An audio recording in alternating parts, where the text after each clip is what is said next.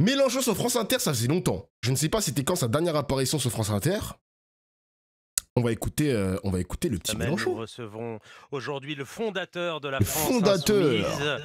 Question-réaction au 01 45 24 7000 et sur l'application Radio France. Jean-Luc Mélenchon, bonjour. Bonjour. Bonjour. Et bienvenue au micro d'Inter au lendemain de la prise de parole de François Bayrou, qui a donc décidé de demander un vote de confiance le 8 septembre. On va y venir dans un instant. Mais d'abord, Parenthèse vite fait, hein, parce qu'il y a les actualités du moment, là, tout de suite, dans le dernier quart d'heure, Macron exclut une démission. Voilà, je vous climatise un petit peu le chat. Macron exclut une démission. Il va aller jusqu'au bout de son mandat. Je ne sais pas comment ça va se passer, mais bonne chance à lui. Donc on aura potentiellement un nouveau Premier ministre, sauf si François Bayrou, pour un coup de théâtre, arrive à ne pas se faire censurer. Voilà. Comment avez-vous reçu, Jean-Luc Mélenchon, les propos de François Bayrou qui a dressé un tableau sombre, dramatique de l'état des finances publiques? Vas-y, Rim. La France est face au précipice de la dette. Elle est à ça de la crise du surendettement. À la fois sur le ton et sur le fond, donc, quelle analyse faites-vous de ces propos du Premier ministre? Bon, il est dans son rôle. Il veut dramatiser la situation pour, en quelque sorte, gouverner par la peur, ce qui est un grand classique de ce genre de situation. Mais il faut lui reconnaître deux choses. La première, c'est que sa réponse me paraît digne. Je veux dire, enfin, on revient à des mœurs républicaines. Il y a un doute sur la solidarité politique dont il peut disposer, se dit-il, et il demande son avis à l'Assemblée. Je vous signale que ce sera la première fois depuis 5 ans et depuis 4 gouvernements. Donc la France était entrée dans une zone de grande fluidité où le président de la République décide que les élections ne concernent pas le résultat et tous les premiers ministres arrivent et personne ne demande la confiance. Donc il va nous permettre d'exprimer que non, nous n'avons pas confiance, mais dans une forme pacifique et démocratique. C'est quoi? Il y a une sorte de... Vous dites, il a du panache en décidant comme ça de... Il est là, Jamel, il est là, Je ne wesh. suis pas capable de vous qualifier psychologiquement. Je m'occupe que de... Pascal Pro, c'est un bon en vrai. Attends, je regarde si t'as déjà été banni de mon stream, toi. Non, il n'a pas été banni de mon stream. Je vais le surveiller, celui-là. politique. Donc Je vais le nous voilà surveiller, revenus, celui-là. à quelque chose que tout le monde peut maîtriser. Donc là, t'as pas vu, sur Alerte Info, il y a une note qui date du 18 juillet qui ordonne aux agences régionales de santé de se préparer d'ici mars 2026 à un possible engagement majeur. Macron va peut-être rester avec la guerre. Non mais les mecs, tombez pas dans les fake news. En fait, ça a déjà été prévu et c'est des soldats étrangers qui vont venir se faire rapatrier en France pour se faire soigner. Donc tombez pas dans le piège les amis, il n'y a pas de guerre à grande échelle ou je ne sais pas quoi. C'est des soldats étrangers qui vont se faire hospitaliser en France. Donc doucement. Un vote. Faites attention aux fake news les mecs, faites attention. Là où son pronostic aurait dû être un peu plus étendu que de se contenter de me taper dessus, c'était qu'en effet, dans la situation actuelle, il y a quelque chose à la fois de 1788, c'est-à-dire une dette impérieuse et des privilégiés qui ne veulent pas payer, mais il y a surtout quelque chose qui est encore plus fort et plus contemporain. C'est quelque chose de 1957. Merci Eugene Peace pour le seul, merci. À la crise économique, à la crise sociale, à la crise écologique, s'ajoute la crise nationale. Je voudrais vous rappeler qu'à l'instant auquel nous nous rencontrons, le son un peu, la Calédonie-Kanaky dispute son indépendance, la Corse dispute son autonomie, et en Martinique, nous avons un grand mouvement le 1er septembre contre la profitation. Donc attendez, vous dites 5 ans. Ah, il y a un truc qui va se passer la semaine prochaine en Martinique, je suis pas au courant. Les entiers de mon chat. Je sais pas s'il y en a, moi. Pourquoi les médias, ils invisibilisent la Martinique, là? C'est quoi ce bordel? Il se passe quoi, là? 57, Ils ont raison. 1957, c'est quoi? On est en crise de régime?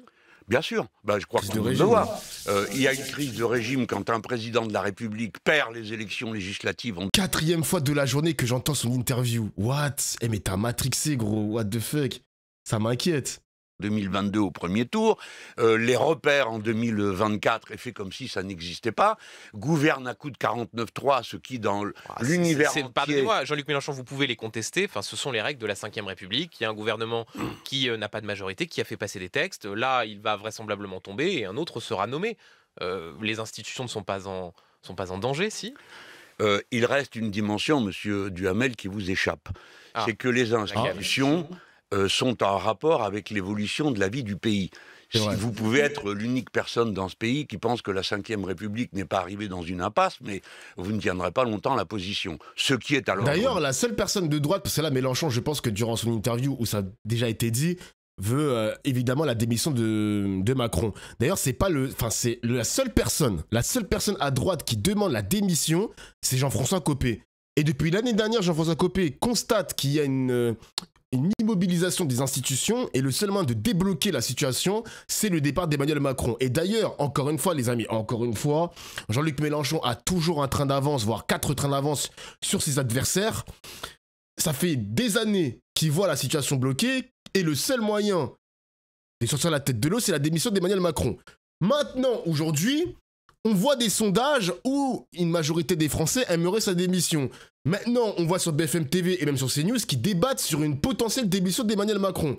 Mais avant, là, il y a la dissolution, mais ensuite, peut-être, si c'est encore bloqué, la démission. La question se pose. Ils sont toujours en retard, les mecs. Hein. Ils sont toujours en retard. David Linard aussi l'a dit, le maire de Cannes. Voilà, ils sont toujours en retard, les amis. Qu'est-ce que vous voulez que je vous dise? C'est fini. Il veut pas comprendre. S'il démissionne, est-ce qu'il peut revenir en 2027? Non, il peut revenir qu'en 2036, Macron, je crois. Hein. Non, ou 2032, pardon, parce que c'est pas 2 mandats consécutifs. Donc je crois que c'est 2032. Ouais, c'est ça. Mais de là, ça servirait à rien s'il y a 3 blocs. Bah, en fait, la théorie, et là, je pense que la plupart des acteurs politiques qui commentent la vie politique vont te le dire. Macron sort la tête haute. Je pense que l'extrême droite va passer. Il y aura toujours la conflictualité des idées avec Jean-Luc Mélenchon en cheval de bataille. Peut-être que pour 2032, il y a un truc à faire. Je sais pas comment ça va se passer. Une présidentielle anticipée, c'est du jamais vu, les mecs. Hein. C'est du jamais vu. On sait pas comment ça va se passer. Mais je pense que la France Insoumise sera toujours combatif.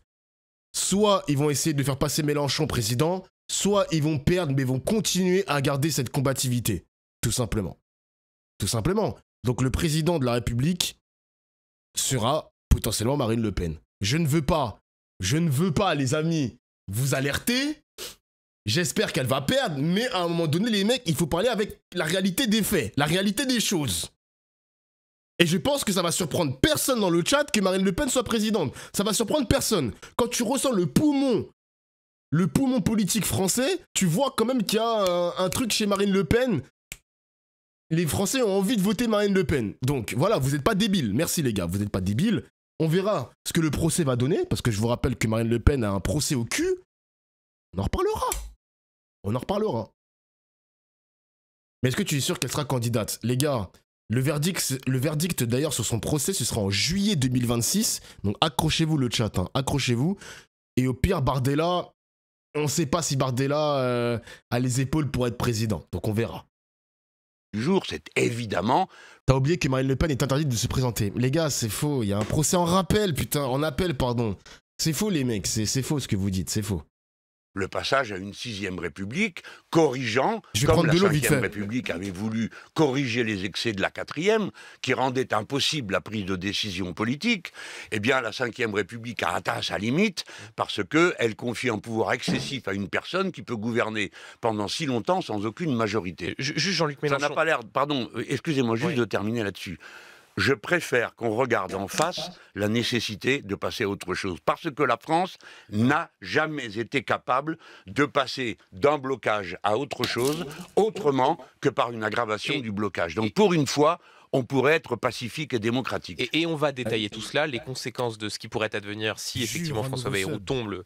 N'empêche, les journalistes sont un peu apeurés quand même. Hein. Faire tomber Macron, vous allez vendre du papier. Vous allez vous faire de l'argent, vous allez faire de l'oseille, vous allez commenter cette joute verbale comme moi, comme pas mal de streamers. Pourquoi vous voulez défendre la citadelle jusqu'au bout? Macron est foutu, les journalistes, arrêtez de forcer. J'ai vu que BFM TV, c'est la même chose, ça veut défendre le soldat Macron jusqu'au bout. Eh les gars, en mettant le débat sur la démission, ça va peut-être pousser Macron, j'en sais rien, tu vois, avec la pression médiatique et populaire, il sera peut-être poussé à démissionner. Mais avec tout ça, vous allez vendre des petits papiers, putain. Vous nous faites chier à le défendre jusqu'au bout, wesh.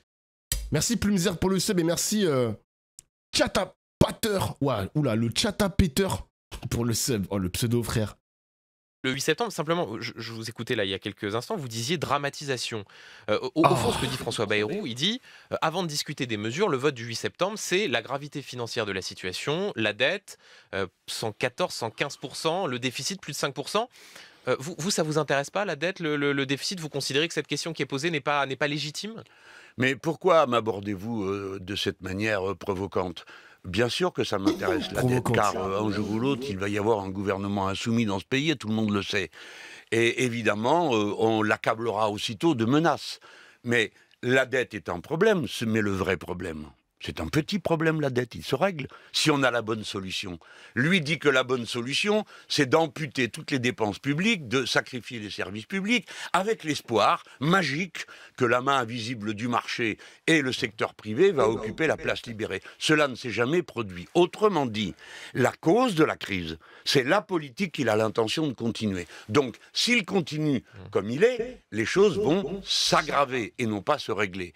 Et n'empêche, les gars, et là où Mélenchon il a raison, en vrai de vrai, excusez-moi les mecs, mais après Bruno Le Maire, il s'est passé quoi en fait? Après Bruno Le Maire, il y a eu une aggravation encore une fois des dépenses publiques. Je suis désolé les mecs, la situation n'a toujours pas bougé. La situation n'a toujours pas bougé. Donc il est temps de partir, monsieur Macron. Il est temps. Bien oui, c'est vrai, il y a deux lignes. La ligne de la politique de l'offre, on baisse le prix du travail, on baisse tous les coûts publics, et puis il y a la ligne de la relance écologique et sociale que nous portons. Mais enfin, c'est un débat politique naturel, et il ne faut pas le surcharger de peur. Je mets tout le monde en garde. Personne n'a un intérêt à la catastrophe dans ce pays. Et les crises financières éclatent sans qu'on sache quand ni où. Mais on est certain qu'une crise va éclater, pas à cause de nous, mais à cause de la politique de M. Trump. Et je voudrais vous dire que là, on est en train de parler, l'Angleterre est menacée de FMI, l'Allemagne rentre pour sa 3e année de récession, et les Espagnols ne votent pas de budget depuis 3 ans. Donc... Oula, ça pue en Europe, hein. J'ai vu les mecs d'extrême droite, ils sont en train de faire une promotion d'une Europe qui va exploser avec l'Angleterre, parce que j'ai vu qu'en Angleterre, il y a pas mal de manifestations. En Allemagne, ça pue. En Espagne, ça pue. Ça commence à être bizarre, les mecs, hein. Et d'ailleurs, rappelez-vous, les gars, l'année dernière, les macronistes, pour éviter la censure, ils ont dit, les amis, si vous allez nous censurer, on aura peut-être Bruxelles sur notre dos. On sera peut-être mis sous tutelle. Et maintenant, le nouveau narratif des macronistes, c'est dire, si vous censurez Bayrou, on aura le FMI. On aura le Fonds monétaire international qui va venir nous casser les couilles. Voilà. C'est jamais de leur faute. Ne nous censurez pas, sinon c'est la merde, ce sera votre faute, ce sera pas la nôtre. Eh, casse-toi, frère. Eh, c'est la commedia dell'arte. Mais oui, gros. Mais oui. Ils disent n'importe quoi. C'est déjà la merde, ma gueule. C'est déjà la merde. Et j'ai vu tout à l'heure sur LCI ou sur BFM TV, si Macron y part, c'est le chaos. Mais c'est déjà le chaos. C'est déjà le chaos, vous comprenez pas en fait. C'est ça qui me rend dingue avec avec les journalistes. Le narratif qu'ils essaient de nous vendre, c'est déjà le chaos. Les conditions générales d'un chaos mondial sont réunies par ceux-là même qui étaient censés en garantir la bonne continuité. Monsieur Trump et tous les libéraux d'Europe. Les marchés financiers, Jean-Luc Mélenchon, hier soir, n'ont pas bien réagi au discours du Premier ministre et à la perspective d'une chute du gouvernement. Le CAC 40 a clôturé en baisse, c'est un indicateur. Autre indicateur, le spread, c'est-à-dire l'écart entre les taux d'intérêt allemands et les taux d'intérêt français. Ce spread s'est creusé. Ça, vous l'analysez comment? Et est-ce que ça vous fait craindre une crise financière? Vous venez de prononcer le mot. La crise financière sera mondiale. Il y en a de très nombreux signaux. Ensuite, oui, par exemple, la surévaluation de toutes les actions dans le domaine du numérique, de l'intelligence artificielle, plus la politique provocatrice de M. Trump, qui importe aux États-Unis une crise inflationniste énorme et inflige à toute l'Europe, notamment aux Allemands, un ralentissement de leur production et de leur commerce. Donc, elle aura lieu. Par contre, je suis d'accord avec le commentaire de Chine. En vrai, ça doit être fatigant pour Mélenchon de répéter des évidences tous les jours. C'est comme se taper la tête contre un mur. D'ailleurs, les évidences de Mélenchon sont reprises par Bayrou. Aujourd'hui, il a envie de mettre un coup sur la tête des milliardaires de ce pays avec des efforts supplémentaires pour les milliardaires. Bon, encore une fois, ça reprend les propositions de Mélenchon. Mais là, encore une fois, c'est quand t'es au pied du mur, c'est quand il y a des évidences que tu veux pas mettre en pratique, Tu vois que c'est la merde et là tu vas commencer à dire je vais peut-être censurer les milliardaires pour potentiellement empêcher la France Insoumise de me censurer, je sais pas quoi. Ça ne marchera plus. Je pense que là maintenant Bayrou les gars c'est vraiment fini pour lui. Hein. Je pense qu'il vit vraiment ses dernières heures à moins qu'il y ait un rebondissement de dernière minute. Je sais que les Républicains ont fait un communiqué comme quoi ils ne veulent pas... Enfin ils veulent voter la confiance du gouvernement. Donc ils ne vont pas le censurer quoi. Ils vont pas le censurer entre guillemets. Bon. Les Républicains qui veulent protéger le soldat Retailleau. Bon, voilà. Pas quand, sauf si quelqu'un redresse la situation. Mais je ne vois pas comment Trump pourrait changer de politique du tout au tout. Oui. Pardon Jean-Luc Mélenchon, il y a la situation effectivement internationale et puis il y a la situation française. Il y a quelques instants, à votre place, le ministre de l'économie et des finances Éric Lombard disait si on continue dans cette pente, dans 15 jours, sur les marchés financiers pour le remboursement de la dette à 10 ans, ce qu'on appelle les OAT, la France paiera plus cher que l'Italie, considérée comme l'homme ou la femme malade, je ne sais pas, de l'Europe. C'est ça aussi le résultat de cette instabilité politique que vous appelez de vos voeux. Ça veut dire qu'on paye plus cher le remboursement de la dette, qu'on prend le risque à la fin d'avoir une forme de scénario à la grecque. Oui. Eh bien, nous verrons. Oui. Parce que si l'on vous écoute, monsieur Duhamel, alors à quoi bon? Moi, non, mais si. C'est vous, c'est tous ceux qui tenaient cette ligne depuis. Mais moi, je ne tiens pas de ligne, Jean-Luc Mélenchon. J'essaie juste de rester sur des faits. Ah, tu tiens une ligne, arrête, tu tiens une ligne, ne te fous pas de notre gueule, Duhamel. Pas une vertu de pas être né. Donc, ne supporter que ceux qui, eux, étaient nés aient au moins l'expérience des situations. Qu'a créé, s'il vous plaît, la crise grecque? Leur dette... J'étais né, la crise grecque, je vous rassure. Non, mais bon, d'accord, ça va encore plus mal qu'avant. Alors, donc, on peut peut-être s'interroger et se dire que le remède n'était pas fameux.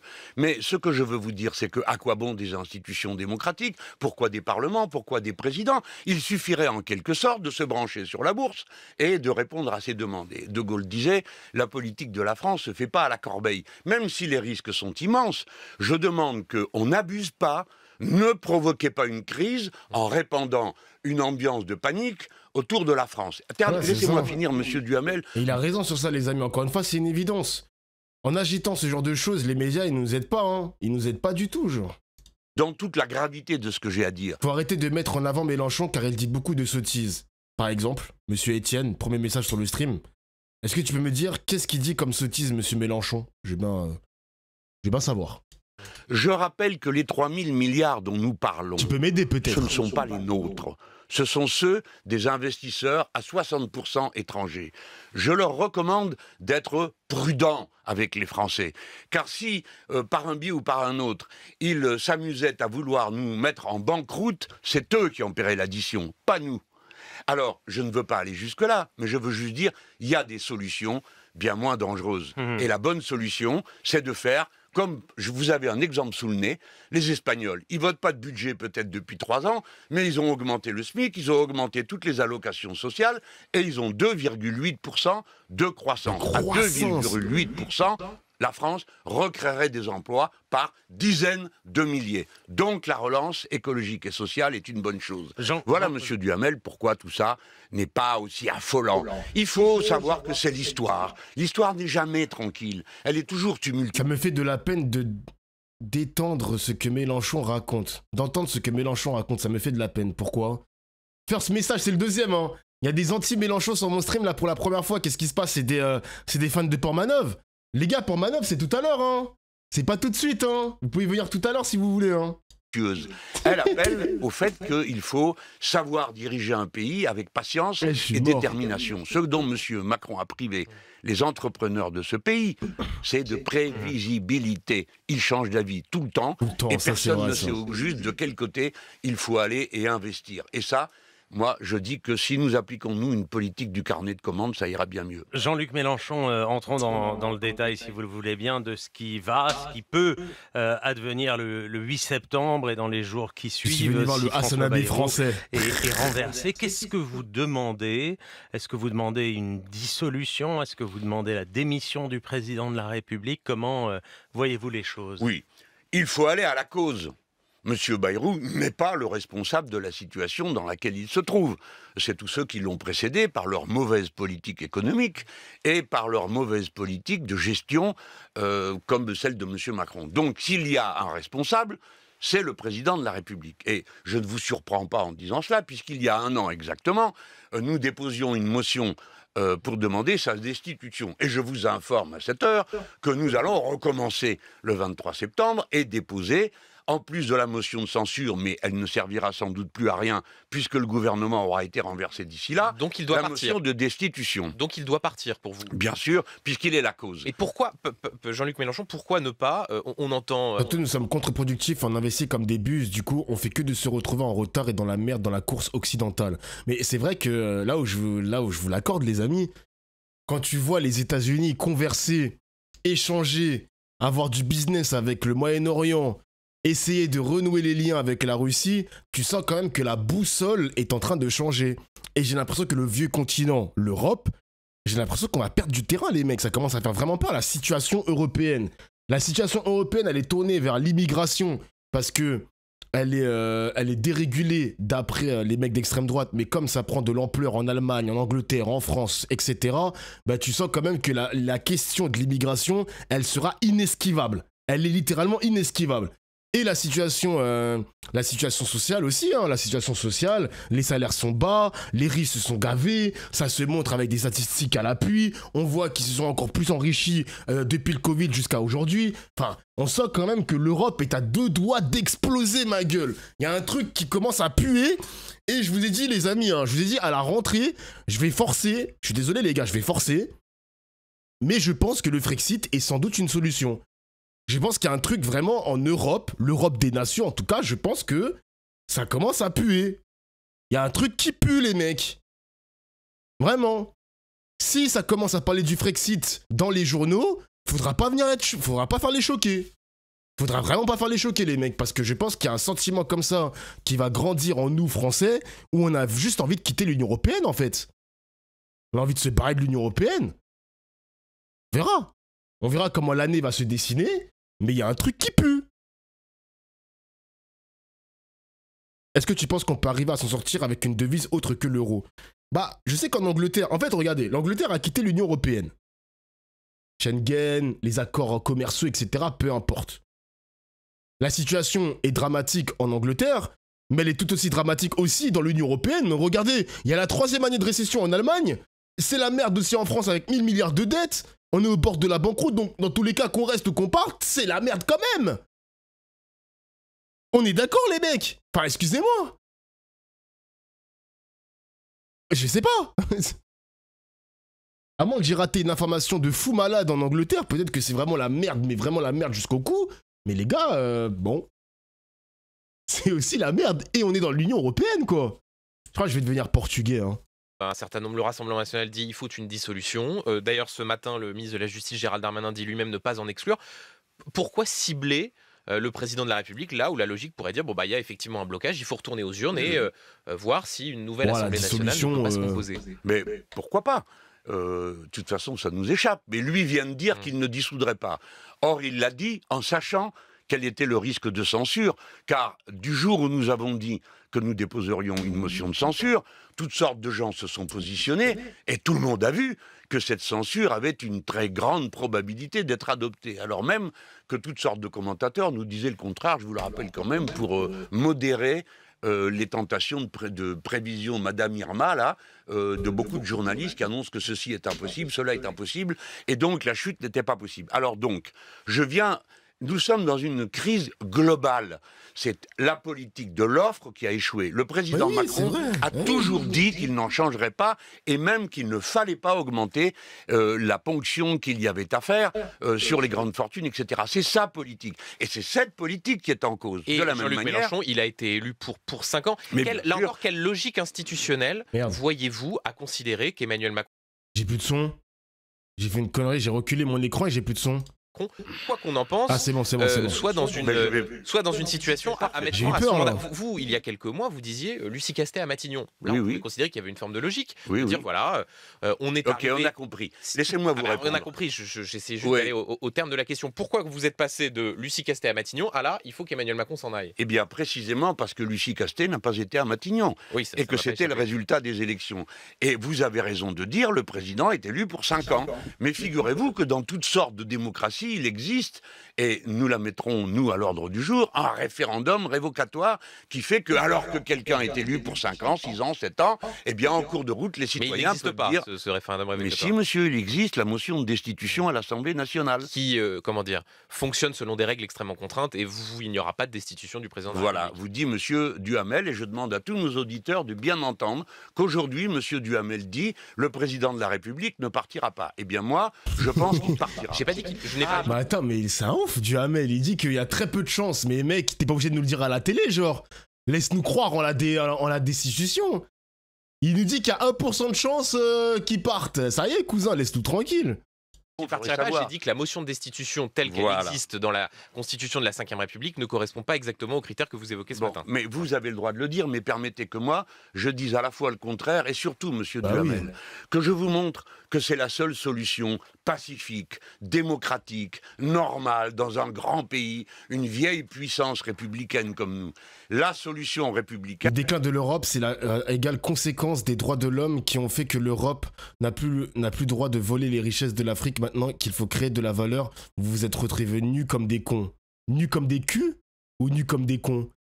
Oui, les gars, first message encore, mais vous venez d'où le chat là? Il y en a qui viennent de YouTube, il y en a qui viennent d'où là? C'est une dinguerie quand même. Oui, je sais les amis que la situation est extrêmement préoccupante. D'ailleurs, j'ai vu qu'en Italie, l'Italie parle de nous, les mecs. Hein. J'ai vu un média italien parler de nous, parler du 8 septembre, parler du 10 septembre, que la France va imploser.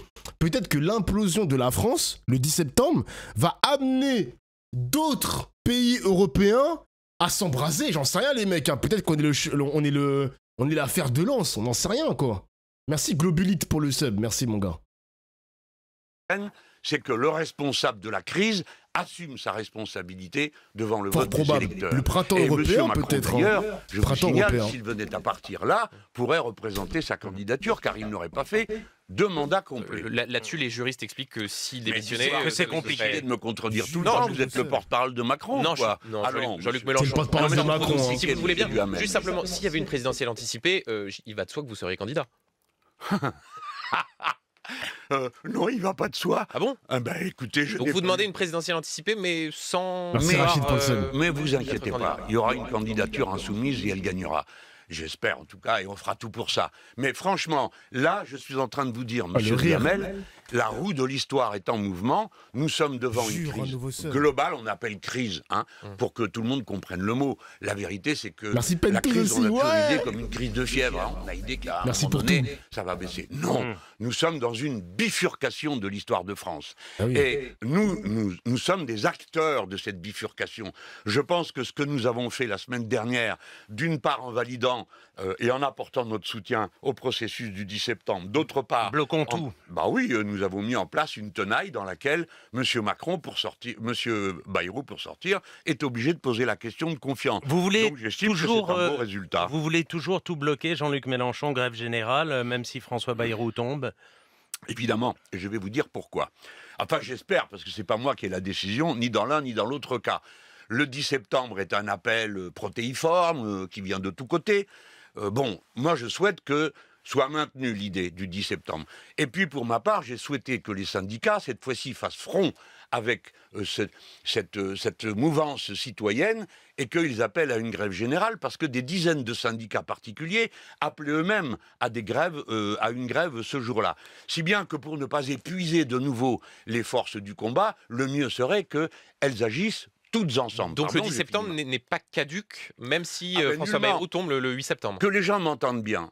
Si vous ne faites rien, Ouais.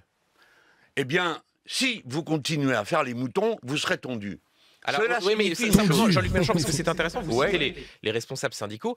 Moi, je me suis juste arrêté sur les origines et les ramifications qui permettent de remonter à ceux qui ont initié ce mouvement du Bien 10 sûr. septembre. Allons-y. Par exemple, le compte Telegram Les Essentiels. Sur ce compte, ce mouvement a été mentionné pour la première fois. Son fondateur souhaite la dissolution des syndicats et des partis politiques.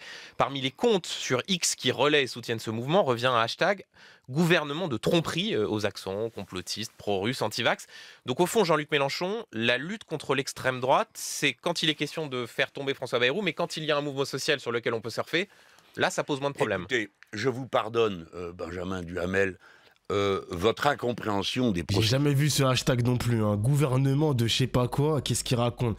En gros, Duhamel, il essaie de nous faire croire que Mélenchon s'allie avec des complotistes pour foutre le bordel le 10 septembre. C'est très bizarre, genre vraiment... Vraiment, Duhamel, c'est le même Duhamel de BFM TV, un putain insupportable. Processus populaire de masse. Et je vous enverrai bientôt quelqu'un dont je ne suis pas un supporter, qui est Lénine, Oui. et qui explique Lénine que si vous attendez que les révolutions soient déclenchées par des millions de révolutionnaires marxistes, vous attendrez toute votre vie et vous verrez rien. Les mots d'ordre ne posent pas de problème. Attendez, mais vous mentez. Pardon, monsieur Duhamel, là vous allez trop loin. Doucement, doucement. Au point de départ, je ne sais pas qui a lancé cette date, mais ensuite elle a été investie par un mouvement citoyen qui a immédiatement dit « nous voulons rester indépendants ». Et nous, les Insoumis, nous avons dit c'est la condition pour que ça marche. La liste des revendications, pardon, ça n'est pas anti-vax et je ne sais pas quoi, c'est toute une série de revendications telles que le référendum citoyen, initialement ainsi que... Non, arrêtez monsieur Duhamel, c'est bon. Mis en avant ce mouvement. Voilà, vous avez... Ok, alors donc Benjamin Duhamel déclare au nom de France Inter, le mouvement est d'extrême droite et complotiste. Pas du tout, et moi, Jean-Luc Mélenchon, les faits. oui, Simplement mais moi, les faits. Jean-Luc Mélenchon, qui est Mais prétend l'effet, c'est quoi, gros? L'effet, c'est quoi exactement? C'est quoi l'effet? Qu'est-ce qu'il dit, lui? représenter... Et Sophie Binet, François Hollande, Jean-Luc Mélenchon disent à peu de choses près la même chose sur, je crois qu'ils utilisent ce mot, nébuleux concernant ce Mais mouvement nébuleux, de septembre. nous sommes gazeux, alors écoutez, arrêtez. Non, monsieur Duhamel, on ne peut pas parler si on caricature la vie. Monsieur Hollande, ok, on a compris, il est contre. Mais madame Binet a dit que l'heure était à la mobilisation et que le 10 septembre était une étape. Monsieur Duhamel, pourquoi n'avez-vous pas lu, j'aurais dû amener mon Non, mais papier. entre le mec qui s'appelle Étienne Mouly et Antoine Lafusée, ouais, j'ai l'impression que c'est le duo. Hein. Ah bah je passe pour un facho juste parce que tout le monde boit les paroles de Mélenchon. Il y a l'autre là, le Étienne Mouly, c'est pro-Mélenchon ici pour boire ses paroles sans aucune contradiction et critiquer de long le journaliste pour les haters. Je suis pas d'extrême droite non plus, bonne soirée, mais cassez-vous les mecs, hein. Je sais pas ce que vous voulez que je commente là, vous êtes pas d'accord avec Mélenchon sur quoi? Si vous êtes des macronistes, là Mélenchon il est juste en train de dire qu'il y aura une révolution qui va sans doute retourner le pays le 10 septembre. En quoi il a tort? Genre en quoi il a tort? Il a dit que les 1000 milliards de dettes qu'il y a en France, c'est pas la faute des Français, c'est la faute d'une mauvaise gestion de Macron et de son gouvernement incapable. En quoi il a tort encore une fois? En quoi il a tort? Genre qu'est-ce qui se passe? Vous allez sucer Bayrou, vous allez sucer la politique de Macron qui nous emmène droit dans le mur là en fait? Qu'est-ce qui se passe genre? Je comprends pas, vous sucez à perte les mecs hein. Là pour l'instant Mélenchon, il peut avoir des torts sur d'autres sujets, mais là sur l'instant où on écoute Mélenchon sur France Inter, quel est le problème genre? Quel est le problème? Y a quoi à commenter ou contre-commenter? Discutons. Y a pas de la dictature, enfin des fois il y a de la dictature ici, mais discutons. Où est-ce qu'il a tort là? What the fuck? 3000 milliards, excusez-moi. Non, parce que j'ai pris en compte le bilan de... Je crois que je me suis arrêté au bilan de Bruno Le Maire. Excusez-moi. Excusez-moi. Oui, par contre, j'ai vu, par exemple, on peut en discuter, la position de Mélenchon sur l'Ukraine qui a changé, ben, je ne suis pas d'accord. Je suis Mélenchon, mais je ne suis pas d'accord. Le délire de Zelensky n'est plus éligible. Ça légitime en quelque sorte l'attaque de la Russie sur l'Ukraine. Je trouve ça extrêmement bizarre. On peut avoir un débat là-dessus si vous le souhaitez. Moi, je ne suis pas d'accord sur la position de Mélenchon sur l'Ukraine, je vous le dis. La liste des syndicats CGT et Sud, comme Sudrail, comme CGT ArcelorMittal, comme la CGT Chimie, la CGT Commerce. Alors, monsieur, ce sont des complotistes? Ce sont des antivax? Alors, je vous en prie, Benjamin Duhamel, respectez les gens. Le mouvement du 10 septembre est un mouvement indépendant. Et Donc voilà, je suis africain. Franchement, je suis là pour me réjouir, désolé. Mais c'est si plaisant de voir la France se détruire après ce qu'elle a fait subir à l'Afrique. Bande de bâtards.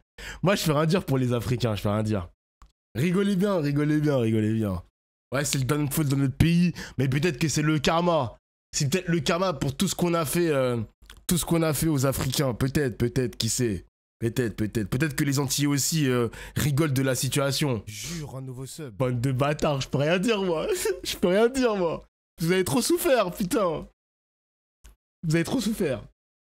Pourquoi t'as les yeux rouges d'Ofla? Putain, à chaque fois je m'explique, hein, mais les gars, c'est parce que je me douche juste avant le stream. Vraiment, je prends une douche juste avant le stream, les mecs, donc c'est pour ça le savon, etc., l'eau dans les yeux, etc., etc.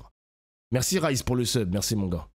souhaite qu'il soit appuyé par une grève générale à l'appel des syndicats à la journée du 10. Pourquoi vous ne m'avez pas laissé le temps de vous le dire?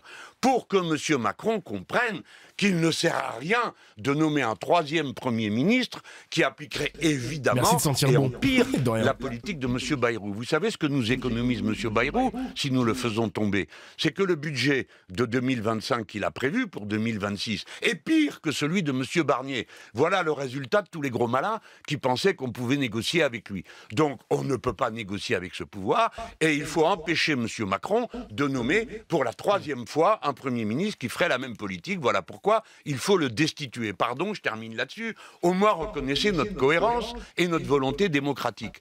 Le chaos, c'est Macron. Jean-Pierre, question d'auditeur, seriez-vous dans l'état d'esprit d'accepter que quelqu'un de votre mouvement devienne Premier ministre? Qui à la place de Bayrou? Eh bien, il est évident que les Insoumis, qui ont un programme, tout le monde le reconnaît, qui a été mis à jour, tout le monde le reconnaît, sont prêts à gouverner. Et il est tout aussi évident que nous n'avons pas l'intention, comme l'a dit Arthur Delaporte ce matin sur France Info. Parole du Parti Socialiste. Oui, qui dit on ne va pas recommencer la simagrée du mois de juillet il y a un an. En effet, on avait passé 5 jours à discuter de savoir. Alors, Faure avait dit pas Mélenchon, on ne sait pas pourquoi, ni aucun des autres insoumis, il voulait que ça soit lui. Bon, on ne va pas recommencer ça. Donc je dis simplement que oui, nous sommes prêts. Et s'il faut, on aurait un Premier ministre insoumis. Alors on peut imaginer qu'il ne trouverait pas de majorité, mais je dirais, on pourrait essayer si vous voulez. La preuve, c'est que nous avons fait passer à l'Assemblée nationale quelque chose comme 8 sur 10 de nos mesures financières pour remplir la caisse. Ah, mais c'était pas avec les mêmes. Et donc, ça serait la fin de la souffrance. Mais je ne veux pas tourner autour du pot. Ce n'est pas le sujet. Le sujet, c'est M. Macron est responsable. Je sens que ce sera Cazeneuve, le prochain Premier ministre. Bah, les amis, Macron, en fait... La stratégie de Macron, c'est de montrer que les institutions sont bloquées, mais c'est pas de sa faute. Je m'explique. Si Macron, il nomme Bernard Cazeneuve Premier ministre, ça changera rien, les amis, parce que il y aura le budget, en fait. Et le budget, c'est le point central où tous les partis politiques ne seront pas d'accord sur le budget de la nation. Donc, tu mets n'importe quel Premier ministre, ça va être extrêmement compliqué de faire passer le budget. C'est pas possible, en fait. C'est pas possible. Donc, tu nommais Cazeneuve. Déjà, c'est un mec de gauche qui n'est pas apprécié par LFI, et c'est un mec de gauche qui n'est pas apprécié par le RN. Les institutions sont bloquées. Macron ne peut pas comprendre que c'est fini, là, c'est game over. À moins, vraiment, les amis, je vous le dis, à moins qu'il y ait des appareils entre partis politiques où ils vont se mettre d'accord sur telle ou telle chose, des compromis, comme on le dit. Mais le budget va arriver au mois de novembre-décembre, c'est impossible. On a vu l'année dernière, les mecs, on a vu l'année dernière avec Barnier, personne s'est mis d'accord, ça a voté la censure sur Barnier. Ils ont récupéré le budget 2023. Je crois que c'est ça, 2023. On a fonctionné avec aucun budget mis à jour. On peut rien faire. On peut rien faire, les mecs. On peut rien faire. On est bloqué, genre. Il doit s'en aller et le peuple français doit choisir entre la politique de l'offre de baisse du prix du travail et la politique de la relance écologique et sociale. Et ça, c'est nous. Passons au standard. Jean-Luc Mélenchon, on nous attend Florian, que je salue. Bonjour, bienvenue. Bonjour à tous, bonjour Monsieur Mélenchon. Voici ma question. Vous parlez de politique du carnet de commandes, mais est-ce que vous avez conscience qu'avec... Non, ça c'est un mème. Ça c'est un mème. Le Mélenchon avec un casque, non, je suis mort. Cette nouvelle chute du gouvernement, les commandes vont être gelées et que tout simplement dans l'économie du réel, c'est-à-dire celle des petits chefs d'entreprise comme moi, tout va s'arrêter. On va encore perdre plusieurs mois avant que les gens se redécident à consommer, à commander. Et ça, évidemment, au final, ça met en péril nos trésoreries et évidemment les emplois que vous défendez. Merci Florian pour cette question. Jean-Luc Mélenchon vous répond. Je vous réponds que vous avez raison. Je viens de dire que ce que M. Macron a retiré à ce pays, c'est la prévisibilité. Or, dans le domaine de la production, de l'investissement productif, c'est absolument impossible de prendre une décision si vous ne savez pas si dans les 3 prochains mois, le gouvernement va vous dire, par exemple, la politique écologique va se développer, donc, par exemple, l'isolation des bâtiments, par exemple, la production des machines pour produire de l'électricité avec des énergies renouvelables. Vous n'allez pas investir. Si vous entendez en même temps le président de la République, de toute façon, vous pouvez faire ce que vous voulez. Lui, il veut faire 14 EPR. Il ne les fera jamais. Donc, vous avez raison. Il y a une imprévisibilité. Mais c'est pas faute d'avoir prévenu. Et ce que je vous garde, là vous avez raison, mais moi je peux vous dire, si demain nous gouvernons, nous vous dirons très exactement dans quel domaine nous prenons des engagements d'investissement, parce que c'est ça dont on a besoin. De même qu'on a besoin d'une production de masse de personnes qualifiées, par exemple, pour poser du photovoltaïque. Il faut en mettre partout si on veut à temps être capable de prendre la relève de l'énergie nucléaire qui, de toute façon, nous dirige tout droit vers un moment où il n'y aura plus les centrales pour le produire. Et je vous signale que cet été, c'est pas Mélenchon qui a arrêté les centrales, c'est le changement climatique, parce qu'on ne refroidit pas des centrales avec de l'eau chaude. Donc vous voyez, je vous donne raison et je vous dis, le plus court chemin, c'est que le responsable s'en aille. Et ensuite, vous aurez une prévisibilité et vous pourrez décider de vos investissements et de vos embauches tranquillement. Jean-Luc Mélenchon, l'actualité, c'est aussi l'ambassadeur des États-Unis en France, Charles Kushner, qui a été convoqué par le Quai d'Orsay parenthèse Palestine. L'absence d'action suffisante d'Emmanuel Macron contre l'antisémitisme, des propos qui ont été condamnés et qui ont donc valu cette convocation, même si lui-même ne s'est pas rendu au Quai d'Orsay. Quel regard est-ce que vous portez sur ces propos de l'ambassadeur américain? Je me déclare au nom des Insoumis totalement solidaire du président de la République sur ce sujet. Il est inadmissible que la mode soit devenue que l'ambassadeur d'Israël se prononce sur la politique intérieure de la France. Il est insupportable que l'ambassadeur des États-Unis en fasse autant. Enfin, que veulent ces gens à la fin? Que décider de la politique de notre pays à notre place? En tout cas, je vais vous dire, à la fin, on va finir par se cotiser pour faire une statue pour M. Trump. Ce type a réussi à désorganiser son camp, à diviser tout le monde et maintenant vient insulter les Français. Il faut bien qu'il se dise une chose. Il n'y aura pas de faille entre Français pour défendre l'indépendance nationale de notre pays. Donc vous soutenez. Et le président Macron a bien fait de convoquer cet ambassadeur. Et j'estime que le mieux serait que cet ambassadeur rentre chez lui. Nous ne supportons pas ici qu'il nous dise ce qu'on doit faire. Jean-Luc Mélenchon, il y a la critique contre la politique du gouvernement français. Et puis il y a le constat que pose cet ambassadeur, ouvrez les guillemets, dans une lettre, dans un courrier révélé par le Wall Street Journal. En France, il ne se passe pas un jour sans que des juifs soient agressés dans la rue, des synagogues ou des écoles profanées, ou des commerces appartenant à des juifs vandalisés. Est-ce que vous partagez à minima ce constat sur l'explosion de l'antisémitisme depuis le 7 octobre? Mais nous sommes malheureusement dans un pays où l'antisémitisme a été encouragé par l'assimilation qui a été faite entre la critique de M. Netanyahou et tous ceux qui le critiquaient ont été traités d'antisémites. Le pape, le secrétaire général de l'ONU et même le président Macron, qui en quelque sorte a été l'arroseur arrosé de cette histoire. Oui, il y a une montée de l'antisémitisme dans notre pays après 20 mois pendant lesquels on nous a seriné sur tous les tons que critiquer Netanyahou, c'était être... Attendez, pardon, c'est important ce que vous dites, Jean-Luc Mélenchon. Vous dites que l'explosion des actes antisémites, elle est due à ceux qui ont fait l'assimilation entre la politique du gouvernement israélien et les Français de confession juive. Elle est surtout due, pardonnez-moi, à ceux qui ont décidé de commettre ces actes antisémites et qui y ont vu un prétexte pour s'en prendre à des Français de confession juive. Voilà. Alors, vous avez raison. La responsabilité est toujours individuelle dans l'histoire. C'est la raison pour laquelle toute politique qui est basée sur la responsabilité collective est punissable et haïssable pour un républicain. Un peu hypocrite quand même, on se permet de donner un peu souvent et beaucoup notre avis sur la popole des autres pays. On se permet aussi pas mal de décisions à leur place. Et lui qui critique Zelensky, c'est quoi? Ouais, c'est vrai que t'as attrapé la veste de Mélenchon au bon moment. Après, encore une fois, les amis, il fait son job. Il fait son job. Ok. Les États-Unis commentent l'actualité politique française. On fait la même chose quand on critique les États-Unis. Mais Mélenchon, il est dans son droit de l'attaquer aussi. Hein. Même si c'est un peu un CSC de sa part, parce qu'il passe son temps à parler de l'Ukraine, à parler de l'Angleterre, à parler des autres pays. Mais j'avoue que c'est un petit CSC. Mais, faut qu'il réponde. Faut qu'il réponde quand même. Après, Mélenchon, c'est pas un ambassadeur. Je suis d'accord, mais je vois ce que le viewer, il veut dire. Je vois ce qu'il veut dire. J'ai capté ce qu'il veut dire. Voilà, j'ai compris. Non mais les gars, j'ai compris ce qu'il voulait dire le viewer en fait. J'ai compris parce que avant Mélenchon il a dit chacun son domaine, arrêtez de commenter la politique française, on est indépendant et fermez vos gueules. En quelque sorte, je grossis le trait. Donc quand on décide qu'au nom du fait qu'il y a un problème avec le Hamas, on tue tous les... Ma limite c'est l'ingérence. Après je suis d'accord parce que la France qui parle des États-Unis, il n'y a aucune ingérence étrangère. Parce que vas-y, les États-Unis c'est un pays qui est 100 fois plus grand que le nôtre. Mais les États-Unis qui s'incrustent dans la politique française, ça c'est de l'ingérence. Ça, c'est de l'ingérence, ça. Je suis bien d'accord avec vous. Je suis bien d'accord.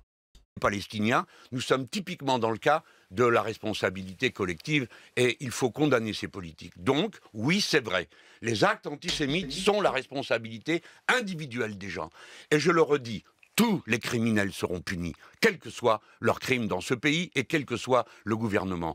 Mais les conditions ont été réunies pour une explosion de toutes les rages. Voyez le nombre de crimes islamophobes qui ont été commis dans la période récente. Donc, 145 entre janvier et mai 2005 et 2025 contre 504 actes antisémites sur la même période. C'est les chiffres du ministre de l'Intérieur. Là, vous avez les actes, juste pour savoir, les actes anti-chrétiens et les actes anti-islamophobes, vous les avez? Oui, actes anti-musulmans, 145 entre janvier et mai 2025 contre quasiment 5 fois plus actes antisémites sur la même période. C'est tout à fait condamnable et je souligne que le ministère de l'Intérieur ferait bien de se doter de son propre organisme pour faire les comptes au lieu de s'en remettre à une agence extérieure. Mais tous les crimes, écoutez, vous parlez à un antiraciste organique. Hein. Moi, je suis un humaniste et les Lumières, donc c'est le 16e et le 18e siècle. Le racisme est la pire des plaies qui détruit un pays, parce qu'il sépare les individus sur quelque chose qui est absurde, la couleur de peau ou la religion. Le judaïsme a été combattu dans ce pays par l'ancien régime qui a expulsé 11 fois les juifs. Les meurtres de masse, dont le rafle du Veldiv, qui est la honte de la police de Vichy, sont là pour nous rappeler le prix de toutes ces choses. Et de même, l'islamophobie. Si l'on tue des gens qui prient ou des lieux de prière, on oublie que la liberté de conscience, qui est fondamentale, repose sur la liberté du culte. Ça suffit, les assassins et les criminels. Vous serez pourchassés et il n'y aura pas de division entre ceux qui dirigent ce pays sur ce sujet-là. Jean-Luc Mélenchon, merci. Merci d'avoir été au micro de... Mélenchon, attention, incroyable.